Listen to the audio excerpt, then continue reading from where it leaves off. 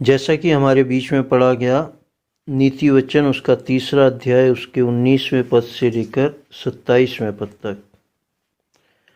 आज जो प्रभु परमेश्वर का वचन हमें बताना चाहता है, एक बहुत ही रहस्य की बात है। क्योंकि जब हमने नीति वचन को पढ़ना प्रारंभ किया था, शुरू किया था, तब हमने शुरुआत में ये पढ़ा था कि ये नीति वचन क्या है, रहस्यों को खोलने वाले हैं, अनमोल वचन है ये। तो आज जो है प्रभु का वचन हमें एक बहुत बड़े रहस्य की बात बताता है, जो आज की साइंस ढूंढ रही है। जो कुछ है उसको मानने को तैयार नहीं है, लेकिन जो कुछ बनाया गया उसको समझने में असमर्थ है। आज का वचन हमें इन सब बातों के बारे में बताएगा। 19वें पद में लिखा है, यहोवा ने पृथ्वी की नींव बुद्धि ही से डाली और स्वर्ग को समझ ही के द्वारा स्थिर किया। पृथ्वी की नींव लोग बाग ढूंढते हैं, साइंटिस्ट ढूंढ रहे हैं, गॉड पार्टिकल को ढूंढने की कोशिश में हैं, तरह तरह के अनुमान लगाते हैं, तरह तरीके के लोगों के अपने अपने विचार होते हैं कि जो पृथ्वी बनी होगी तो वहाँ ऐसा हुआ होगा, एक ब्लास्ट हुआ होगा ब्रह्मांड में, कुछ ऐसा गॉड पार्टिकल होगा। सब कुछ को ढूंढने की कोशिश में है, लेकिन गॉड को ढूंढने की कोशिश में नहीं है, गॉड पार्टिकल को ढूंढने की कोशिश में है। लेकिन यहाँ परमेश्वर का वचन हमें बताता है कि पिता परमेश्वर ने जब इस पृथ्वी को बनाया तो इस पृथ्वी की नींव जो है उसने बुद्धि से ही डाली। और हमने पहले अध्याय में पढ़ा था कि यहोवा के भय मानने से बुद्धि आती है, परमेश्वर के भय मानने से बुद्धि मनुष्य को प्राप्त होती है। क्यों? क्योंकि इस बुद्धि का मूल स्रोत जो है वो पिता परमेश्वर है, क्योंकि स्वयं उसने भी जितने कार्य किए बुद्धि के द्वारा किए। तो पृथ्वी की नींव किसने डाली? पिता परमेश्वर ने बुद्धि के द्वारा डाली और स्वर्ग को समझ ही के द्वारा स्थिर किया। अब स्वर्ग को समझ के द्वारा स्थिर किया। समझ क्या चीज है? बुद्धि एक अलग बात हो गई, समझ एक अलग बात हो गई। समझ जो है वो हमें ये बताती है कि अच्छा क्या है और बुरा क्या है। क्यों? क्योंकि स्वर्ग जब बनाया परमेश्वर ने तो समझ के द्वारा बनाया। क्यों? क्योंकि स्वर्ग जब उसने बनाया होगा तो उसने बड़े विचार रखे होंगे कि इस स्वर्ग को मैं जो बनाने जा रहा हूँ, जहाँ ना दुख है, ना जहाँ आहें हैं, ना आंसू हैं, जहाँ मैं स्वयं विराजमान हूँ, उस स्वर्ग में कौन रहेगा? ऐसे स्थान में कौन बसने पाएगा? अगर भजन संहिता हम पढ़ते हैं तो वहां लिखा हुआ है, यहोवा के पर्वत पर कौन बसेगा, कौन रहेगा, कौन रहेगा, कौन विराजेगा, कौन चढ़ेगा? जो खराई से चलता हो, जो सच्चाई से चलता हो। तो जब परमेश्वर ने स्वर्ग को बनाया तो उसने क्या? समझ के द्वारा बनाया। और समझ ये बताती है कि उस स्वर्ग में वो लोग रहेंगे जो पिता परमेश्वर से का भय मानते हैं, खराई से चलते हैं, सच्चाई से चलते हैं, और उस स्थान को पहुंचेंगे जो जहाँ पर ना आहें हैं, ना दुख है, ना आंसू है, जहाँ मृत्यु नहीं है, सबसे बड़ी बात, जहाँ अनंत जीवन है। तो इस स्वर्ग की रचना भी परमपिता परमेश्वर ने समझ के द्वारा रखी। और ये बुद्धि और समझ हमें कहाँ से मिलती है? परमपिता परमेश्वर के भय मानने से, संसारिक ज्ञान से नहीं। क्योंकि संसारिक ज्ञान तो दोनों चीजें ढूंढ रहा है। पृथ्वी की नींव कैसे डाली, इसको ढूंढ रहा है, और अगर कोई ऐसा स्थान है जो स्वर्ग कहलाता है, उसको ढूंढ रहा है। लेकिन हमें ये सब कुछ सहज से प्राप्त हो सकता है अगर हम परमेश्वर के वचन पर विश्वास करें, परमेश्वर पिता का भय माने और बुद्धि को प्राप्त करें, समझ को प्राप्त करें, तो ये सब चीज़ें हमें समझ में आएंगी और हम अपने जीवन को सरल बना सकेंगे। 20वें पद में, उसी के ज्ञान के द्वारा गहरे सागर फूट निकले और आकाश मंडल से ओस टपकती है। परमपिता के ज्ञान के द्वारा गहरे सागर फूट निकले और आकाश मंडल से ओस टपकती है। आज अगर हम साइंस से कहें कि भाई एक ऐसी जगह बना दे जहां पानी कभी खत्म ना होने पाए, जैसे समुद्र, सागर, क्या साइंस बना पाएगी? अभी नहीं। पानी की एक बूंद नहीं बना पाएगी अगर सब कुछ हटा दिया जाए। अगर कहा जाए कि भाई तुम पानी की बूंद बनाओ, ना तुम्हें उसमें जो पानी का फार्मूला है H2O, ना तुम्हें हाइड्रोजन मिलेगा ना ऑक्सीजन मिलेगा, तुम पानी बनाओ, क्या बना पाएगा? पानी की बूंद बना लेंगे? नहीं बना सकते हैं। क्यों? क्योंकि जो कुछ परमपिता परमेश्वर ने बनाया है उसी को जोड़ के इंसान बना सकता है। उसको जोड़ के। लेकिन जो कुछ परमपिता परमेश्वर ने बनाया है वो अद्भुत बनाया है और वो अपने उस बुद्धि, समझ और ज्ञान के द्वारा बनाया है जो उसी के द्वारा हमें मिल सकता है। हम अपने आप में कुछ नहीं कर सकते। सिर्फ कहावत है ना कि एक पत्थर पे सर मारते रह सकते हैं, खोजते रह सकते हैं, लेकिन बिना परमपिता परमेश्वर की बुद्धि, समझ और ज्ञान के द्वारा हम कुछ भी नहीं समझ सकते हैं।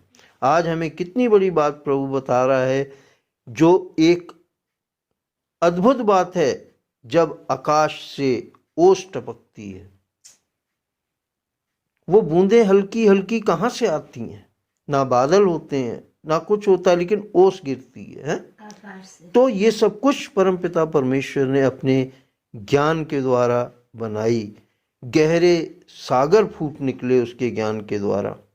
आज एक बूंद नहीं बना सकता इंसान अगर परमेश्वर के सारी चीज़ें हटा दी जाएं, लेकिन परमपिता परमेश्वर ने इतने बड़े बड़े स्रोत, हवा का स्रोत, पानी का स्रोत, अग्नि का स्रोत ऐसा बनाया है जो अपने आप चलता ही रहता है, जिसके अंत की सीमा नहीं है। ज्वालामुखी जमीन से आग जलती है। तो ये सब चीजें परमपिता परमेश्वर ने बनाई और हम ये सब चीजें समझ सकते हैं उसका भय मानकर। 21वें पद में, हे मेरे पुत्र, ये बातें तेरी दृष्टि की ओट ना होने पाए, खरी बुद्धि और विवेक की रक्षा कर। ये जो बातें ऊपर बताई हैं कि पृथ्वी की नींव, स्वर्ग को, गहरे सागर को, आकाश मंडल से ओस टपकने को परमेश्वर ने बनाया है अपनी बुद्धि, अपनी समझ, अपने ज्ञान के द्वारा। तो ये बातें हमारी दृष्टि की ओट ना होने पाए, ये बातें हमें हमेशा दिखाई देती रहें कि हमारे परमपिता परमेश्वर ने कितने बड़े कार्य किए हैं जो हम नहीं कर सकते हैं। कोशिश भी करेंगे तो भी नहीं कर सकेंगे।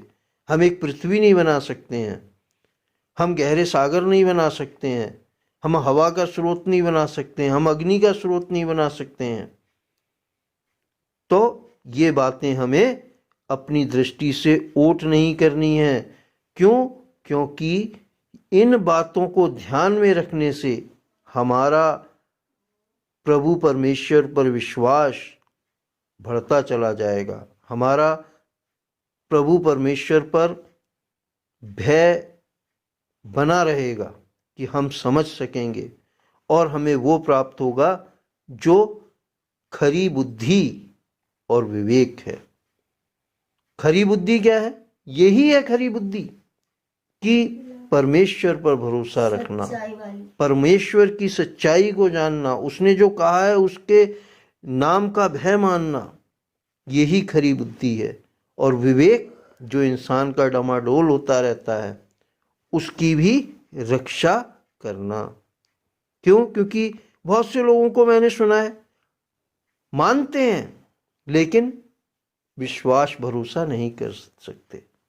साइंटिस्ट हैं, मानते हैं बनी है पृथ्वी, ब्रह्मांड बनाया है, किसने बनाया है, सब जानते हैं कि प्रभु परमेश्वर का काम है, लेकिन मानते नहीं है क्योंकि उनका विवेक कार्य नहीं करता।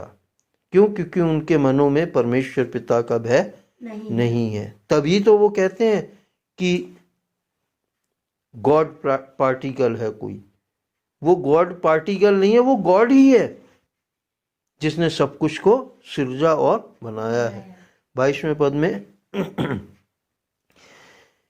तब इनसे तुझे जीवन मिलेगा और ये तेरे गले का हार बनेंगे और तू अपने मार्ग पर निडर चलेगा और तेरे पांव में ठेस ना लगेगी। अगर हम खरी बुद्धि और विवेक की रक्षा करेंगे, यानी कि परमेश्वर पिता का भय मानेंगे, उस पर भरोसा और विश्वास करेंगे, तब हमें क्या मिलेगा? जीवन मिलेगा और हम अपने मार्ग पर निडर चलेंगे। क्यों? क्योंकि हम समझ जाएंगे कि हमारे जीवन को भी बनाने वाला पिता परमेश्वर है, हमारी रक्षा करने वाला पिता परमेश्वर है, हमें मृत्यु से बचाने वाला पिता परमेश्वर है, हमें जीवन देने वाला पिता परमेश्वर है। तो हमें ये सब कुछ मालूम पड़ेगा। 23वें पद में और तू 24वें पद में जब तू लेटेगा तब भय ना खाएगा, जब तू लेटेगा तब सुख की नींद आएगी। बहुतों को सुख की नींद नहीं आती है। मैं मेडिकल लाइन में हूं, बहुत से लोग सोने के लिए गोलियां खाते हैं, नशा करते हैं, ड्रिंक ज़्यादा से ज़्यादा करते हैं ताकि वो रात को सो सकें। लेकिन अगर हम परमपिता परमेश्वर का भय मानेंगे, खरी बुद्धि से रक्षा करेंगे, खरी बुद्धि की, उस पर भरोसा विश्वास करेंगे और अपने विवेक को डमाडोल नहीं होने देंगे, तो हमें क्या होगा कि जब लेटेंगे तब कोई डर नहीं होगा और जब लेटेंगे तब हमें क्या होगा? सुख की नींद आएगी। 25वें पद में अचानक आने वाले भय से ना डरना और जब दुष्टों पर विपत्ति आ पड़े तब ना घबराना। कितनी बड़ी बात परमेश्वर पिता हमें कहता है। आज लोग वह घबराए हुए हैं, आज लोग वह डरे हुए हैं। कोरोना वायरस है, हल्के से बुखार में भी मर जा रहे हैं डर के मारे। लोग वह डर के मर जा रहे हैं, सोच सोच के मर जा रहे हैं, मुंह पे मास्क लगा के दिन भर रखते हैं। क्यों? क्योंकि उन्हें मरने का डर है, क्योंकि उनके पास ना तो खरी बुद्धि है और ना ही उन्होंने अपने विवेक की रक्षा करी है। जानते जरूर हैं लेकिन मानते नहीं हैं, अपना बचाव ढूंढ रहे हैं। ये बना, वो बना, ऐसे पहन, ऐसे रहे, इतनी दूरी बना के रखो, ये सब कुछ कर रहे हैं, लेकिन क्या बच पा रहे हैं? नहीं बच पा रहे। लेकिन हम जो विश्वास करने वाले हैं, हमें प्रभु बचाए हुए। जब दुष्टों पर विपत्ति आए, जो परमेश्वर का भय नहीं मानते, उन पर जब विपत्ति आए तो तू क्या हो? मत घबराना। ये भी परमेश्वर हमें सांत्वना दे रहा है, ये भी परमेश्वर पिता हमें भरोसा दे रहा है, ये भी परमेश्वर पिता हमें विश्वास दे रहा है कि तू मत घबराना। जब मुझसे जो नहीं डरते उन पर विपत्ति आए तो तू नहीं घबराना, क्योंकि यहोवा तुझे सहारा दिया करेगा और तेरे पांव को फंदे में फंसने ना देगा। क्योंकि परमपिता परमेश्वर पर अगर हम अपनी बुद्धि से, अपने विवेक से भरोसा और विश्वास रखेंगे तो हमें वो हर पल सहारा देगा, हमारे मार्ग में हमारी रक्षा करेगा, हमारे लेटने में हमें सुख की नींद आएगी और हमें किसी भी बात का भय और डर नहीं होगा। अब 27वें आखिरी पद में परमेश्वर का वचन क्या कहता है? जिनका भला करना चाहिए, यदि तुझ में शक्ति रहे तो उनका भला करने से ना रुकना। क्यों कह रहा है? अब ये सारी ऊपर बातें बता दी, ज्ञान की बातें बता दी, अपनी सामर्थ्य की शक्ति की बातें बता दी। अब ये आखिरी पद में 27वें में क्यों इस बात को कह रहा है? क्यों? क्योंकि उसने भी क्या किया है, इस सृष्टि को बनाकर, इस पृथ्वी को बनाकर, हम लोगों को बनाकर निस्वार्थ भला किया है। आज हम हर चीज का आनंद लेते हैं, आज हम खाने का आनंद लेते हैं, आज हम पीने का आनंद लेते हैं, आज हम हर एक अच्छी अच्छी चीजों का आनंद लेते हैं और जानवरों से भी बढ़कर आनंद लेते हैं, क्योंकि जानवर तो फिर भी बिना किसी ऐसे सुख साधनों के रहते हैं, वो नेचुरल तरीके से रहते हैं। लेकिन हमें तो परम पिता परमेश्वर कितने सुख साधन देता है? इसीलिए अंतिम वचन जो प्रभु का है हमें ये बताता है कि जिनका भला करना चाहिए, यदि तुझ में शक्ति रहे तो उनका भला करने से ना रुकना। हमें ऐसों का भला करना चाहिए। कोई हमारे पास आए और हमारे से कहे कि भाई मुझे ये ज़रूरत है, और हमारे पास अगर है तो हमें नहीं रुकना चाहिए, हमें निस्वार्थ समझकर उसकी मदद कर देनी चाहिए। क्यों? क्योंकि ऐसा करने से हमें और प्रभु का अनुग्रह मिलेगा, हमें और अपने जीवन में भलाई देखने को मिलेगी। क्यों? क्योंकि कहावत है एक, कर भला तो हो भला, अंत भले का भला भला, और कर बुरा तो हो बुरा, और अंत बुरे का बुरा ही बुरा।